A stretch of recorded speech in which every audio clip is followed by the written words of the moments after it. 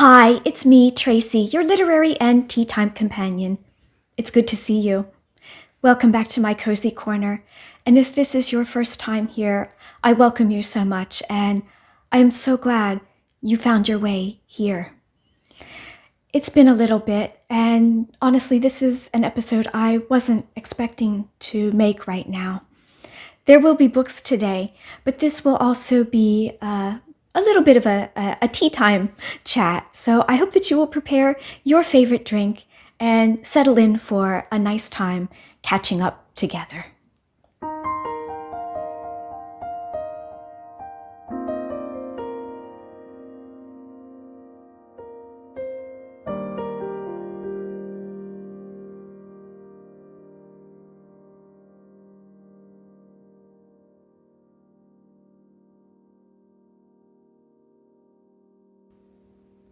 I really hope that you are doing well. Please let me know how you have been lately, books and beyond. I have a lovely cup of Japanese sencha tea, sencha being the sort of everyday green tea that is enjoyed in Japan. I really love this tea. So lovely, very earthy, but bright and refreshing. It's good to have this tea time with you and catch up a little bit. The last time we left off, my husband TJ and I, you might remember, we were getting ready to take a trip to America to visit my family. Unfortunately, we had to cancel that trip the day before we were to travel. Our cat, Luna, became very sick, and we had to rush her to the veterinarian. Very sadly, we had to say goodbye to our sweet Luna after a 3-year battle with chronic kidney disease, a condition with no real cure. So we knew it could be borrowed time. We had a rocky road with Luna at times, but there were periods when her health was more stable. Cats don't always reveal their suffering until it almost seems too late, and she went downhill very fast. And we had to make the very hard decision all pet and animal lovers have to make and let her go. We had no human children, so Luna was our baby, the delight of our life. She was 8 years old, and that's how long we had her. Many good years. Luna was a bit camera shy, so she didn't make many appearances here with our book chats, but I tried to share tiny clips of her in the end of month videos, the notes from videos. She was just so sweet, so loving. It has been hard. Our little girl is gone. This cute little plushie is Neko, simply Neko. Neko is the Japanese word for cat. And she's been a little companion to me in recent days, since we lost our sweet Luna. So today's tender topic is grief, and how reading can help our hearts while we heal from any loss, really, but especially grief, especially when we are missing someone who has gone from our lives. And it might seem strange to be reading books about cats for me at the moment, given my recent kitty cat loss, but I'm actually finding it very comforting reading stories about cats. And I've mentioned it a few times before. I think I really appreciate Japanese translated literature, and the Japanese do stories about cats so incredibly well. And I have just finished reading Will Prescribe You a Cat by Syou Ishida, and this has been the most charming read. Let me tell you a little bit about it. A cat a day keeps the doctor away. On the top floor of an old building at the end of a cobbled alley in Kyoto lies Kokoro Clinic for the soul. Only a select few, those who feel real emotional pain, can find it. The mysterious clinic offers a unique treatment for its troubled patients. It prescribes cats as medication. B, a female mixed breed, helps a disheartened businessman find joy in physical labor. Margot, a muscular as a boxer, helps a call center worker gain respect at work and at home. Koyuki is a white kitten, brings closure to a mother troubled by the memory of a rescue cat she was forced to abandon. Tank and Tangerine bring peace to a hardened fashion designer as she learns to be kinder to herself. And Mimita, a Scottish fold, helps a geisha to stop blaming herself for the cat she lost years ago. This book has been a great comfort to me right now as I mourn the loss of my own sweet kitty cat. And I will be sharing some more about cat literature coming up really soon. Whether or not you are a cat lover, I think that you would really find some great comfort in this book because animals are great life companions and they can offer so much love and joy and fun and be learning experiences to live alongside of another creature. So if you are in a period of grief or in a period of change in your life, I can highly recommend We'll prescribe you a cat for some great comfort and heart care. Moving on from fiction, I thought that I would share a few nonfiction books that I have been finding very helpful for me during this time of heart healing. And just a few. There are so many good books out there for the heart, for when we need to heal our hearts. I've been greatly enjoying Godblogs, the Vernacular of Grace written in the mother tongue by Rita Sommers-Flanagan. This is a collection of essays and reflections on the author's personal encounters with the divine. And I really loved how she expressed the complexities of a relationship with God, of the divine, and what that looks like in very everyday types of encounters. And not just grief necessarily, but I've just been finding her short essays, reading one a day from this book, to be really healing for my spirit. And I came across Rita Sommers-Flanagan through the Spiritual Wanderlust website, and it's an online non-denominational spiritual community, and I feel like they offer such a great balance of combining different things that is great for the heart and the spirit, from ancient wisdom, the psychology of spirituality, what it is to live as a spiritual being in this modern world, and just very comforting contemplative practices. And they offer a great deal of online courses as well. I really recommend it as a support for spiritual health, and especially Rita's book. It's been a great joy to encounter her writing. I love books that dig into the spiritual side of life in all its facets. The good, the very difficult. I love all of it.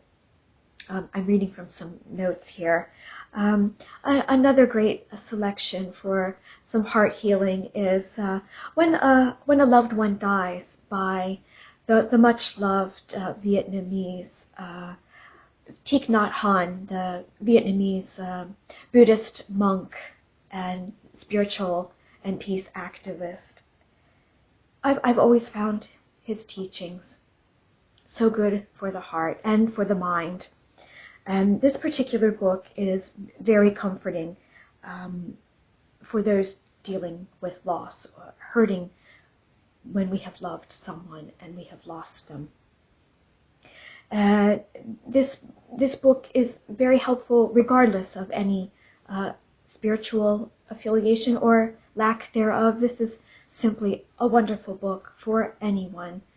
If you are at a crossroads where you are dealing with loss, and you will find much peace reading this particular book, or most any work by Thich Nhat Hanh. Another book that I have found helpful is Embracing Grief, Understanding and Navigating Loss with Compassion and Resilience by grief coach Eleanor Kelly. This book really cracks open kind of the messiness behind grief and loss. And grief really is a complex time where you are riding many waves, mountains too, another nature analogy, hills and valleys. One day you've made a little progress, and the next something happens and you are under the wave again. And I found that this book was really helpful to learn new ways to foster coping ways to cope as you're dealing with each period of grief.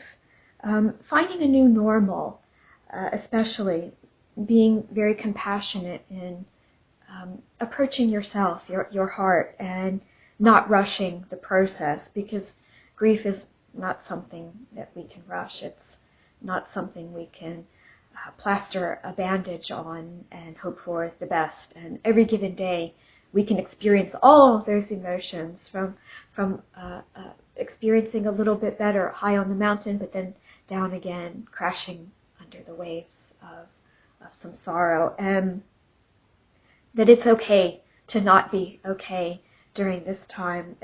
The book was really just full of lovely journaling prompts, mindfulness practices, but not the kind that are just sort of a false affirmation of everything's going to be okay. Grief takes the time it needs, the time that you need, and this book was very, very helpful for me. And something else that I talk about poetry quite frequently here, and of course I find poetry very helpful in all stages of life, and not the least grief. And Mary Oliver is always a favorite choice. Her collection Devotions and Thirst especially, which deals with loss, are very dear to me. I thought that for today I would share what I'm reading currently of poetry.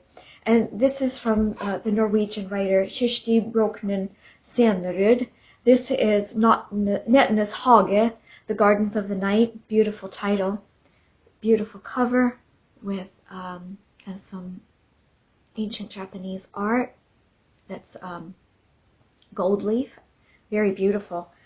This is such a lovely book. I'm sorry for the squeaking. The cover is this very matte finish, but it's very squeaky for some reason.